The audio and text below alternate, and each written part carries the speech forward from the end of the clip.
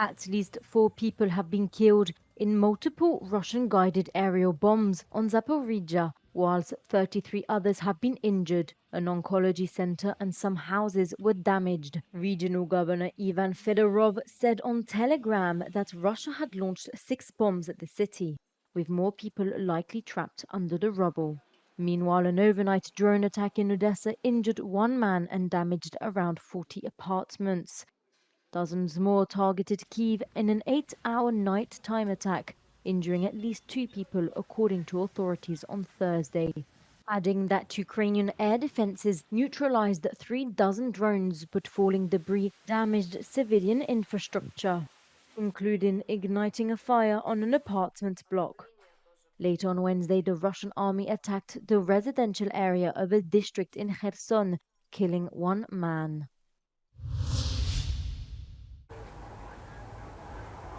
To welcome everyone to our first official. What will happen next in the war on our continent? Donald Trump's victory in the US presidential election has cast a pall of uncertainty over the future of Ukraine. He had announced his intention to end the war in Ukraine within 24 hours if elected. Mr. Trump has signaled his willingness and his capacity to secure a super quick peace deal, which could very well imply that Kiev would be forced to concede to Russian demands that it certainly doesn't want to end the war. On the corridors of the European Parliament, reactions are mixed. Delighted by Donald Trump's victory, this member of the far-right Patriots for Europe group certainly hopes that the end of the war in Ukraine is near, but also reaffirms his support for NATO. I hope you'll stop the war in Ukraine and that everybody likes the solution, number one. And we are not involved in that. As you know, we support Ukraine, but we're not directly involved in that. That's one thing. The other thing is Europe must invest in defense industries, and because you don't have to make a war to have a defense. You prevent wars having a good defense. Faced with the return of America First and American non-interventionism, this socialist member and former Prime Minister of Belgium calls on the old continent to adopt its own industrial policy in areas such as energy, security and defense. Il n'y a pas eu cette volonté déterminée d'être à la pointe en termes de technologies nouvelles, d'être à la pointe en termes de défense, en termes de sécurité propre de nos concitoyens. Aujourd'hui, nous sommes totalement dépendants pour notre sécurité des États-Unis. Au sein de l'OTAN, on doit avoir nos propres capacités.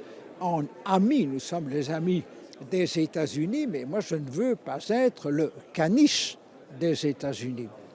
Although it is a bitter pill to swallow for some, others in Brussels hope that Donald Trump's victory will act as a wake-up call for Europe to finally take the reins of its own security and defense. The Hungarian Commissioner designate Oliver Várhelyi did not pass his first hearing at the European Parliament. He failed to convince the Social Democrat, Green and Liberal lawmakers. But rather than having to sit through another hearing, he will be tested with new written questions. Among other issues, the Commissioner designate for Health and Animal Welfare was asked to take a position on abortion, but he evaded the question. Abortion is a question that is more of a constitutional and human rights question than a medical question. And not only that, but it is also more of a question for member states. There is no EU competence when it comes to abortion. But the sharpest attacks on the candidate came in relation to the policies of the Orbán government. As a member of the governing party, many MEPs do not trust him. And he was reminded that he once called the whole parliament idiots, for which he later apologized. Pas d'un commissaire qui traite les eurodéputés d'idiots, comme vous l'avez fait, peut-être car vous n'avez pas supporté que le Parlement européen qualifie la Hongrie d'autocratie électorale, car votre régime s'assoit sur l'indépendance de la justice et bafoue les libertés publiques.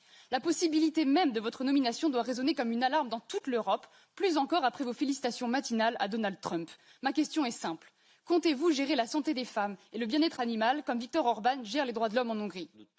Oliver Varhelyi has until Monday to answer the written questions, and his candidacy will then be decided by the committees for agriculture and for the environment.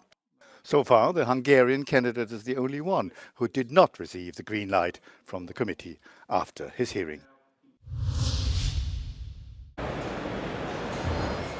Could a European military ship of the future soon see the light of day?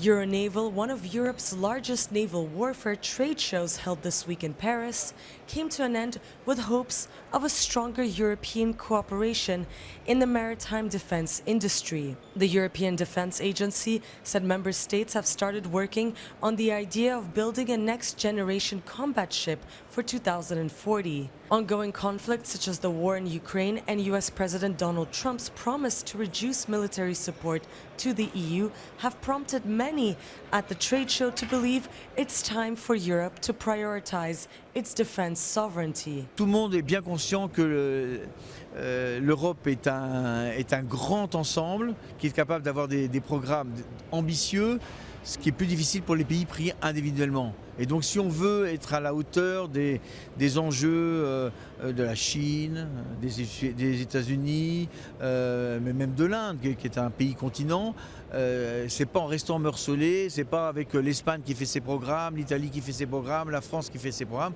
qu'on pourra avoir une marine européenne ou des marines d'Europe qui sont à la hauteur des enjeux du combat du futur. After initial talks this summer, one of the requirements presented by the member states is for the future ship to be a smart one that incorporates technologies such as artificial intelligence, an idea that's been warmly welcomed by the union representing the French naval industry. Tout ça est de bon augure pour augmenter encore notre coopération au niveau européen, s'il y a effectivement la volonté des États membres effectivement, de passer des commandes. C'est ça qui nous motive aussi, de pouvoir leur fournir en temps et en heure les moyens navals pour assurer la souveraineté avec une certaine dimension européenne, dans un cadre OTAN évidemment. The EU bloc's defense ministers will be meeting in Brussels on November 19th to discuss the possibility of this project. Sofia Katsenkova reporting from Paris for Euronews. Some shops and businesses have started to reopen in Valencia's suburbs just over a week after catastrophic flooding devastated eastern Spain. At least 219 people have been killed in the worst natural disaster in decades after torrential rain battered Valencia at the end of October. Meteorologists say a year's worth of rain had fallen on the region in just 8 hours. 93 people have been officially declared missing, but authorities admit that the real number could be higher. Another 54 bodies remain unidentified. Authorities say more than 36,000 people have been rescued. The full extent of the damage is unknown, but Spain's Consortium for Insurance Compensation estimates that it will spend at least €3.5 billion in compensation. The emergency operation mobilised by central authorities has grown to more than 17,000 troops and police officers. Meanwhile, football pitches in the region have been turned into junkyards to free the streets from the thousands of car wrecks that remained piled up. Tow trucks drove to Valencia province from all over Spain to remove the wrecks to clear the streets for emergency vehicles.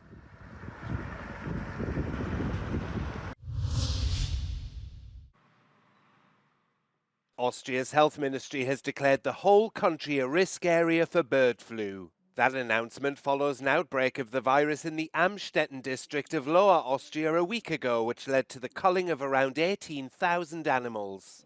New cases have recently been detected in 4 farms with around 200,000 animals in Upper and Lower Austria.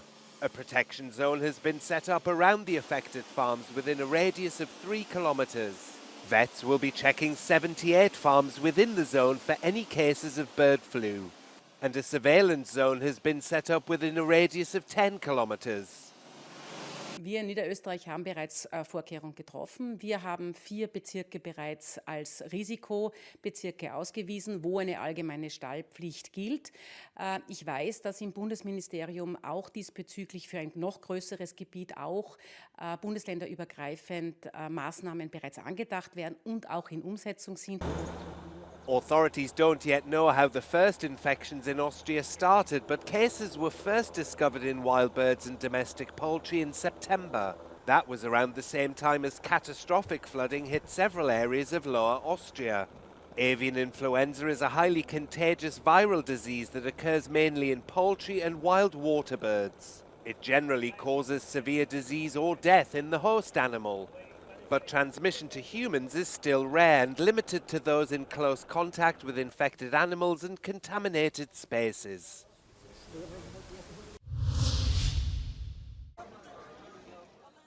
At least 14 people have been killed and dozens of others wounded in an Israeli strike on a UN-run school that was being used as a shelter for displaced people.